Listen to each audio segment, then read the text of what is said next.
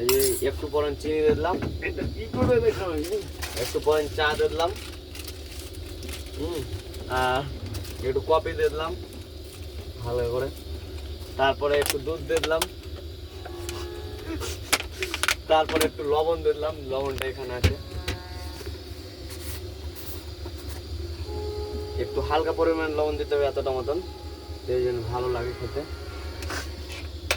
ঠিক আছে, তারপরে এবার আমার চা আমাদের রেডি হয়েছে, বুঝতে পারলে। চিনিটা প্যাক করে দিই এভাবে।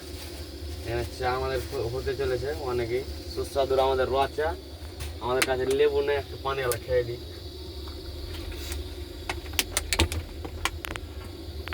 এই যে দেখতে পাচ্ছ চা উতলে যায়, হালকা পরিমাণে এখন ভোল্টেজ দিতে হবে, চা উতলে পড়ে যায় না হলে।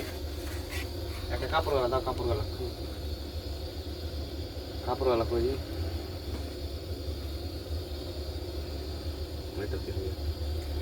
হালকা পরিমাণ দিতে হবে যেন চাটা যেন খেতে পাওয়া যায়।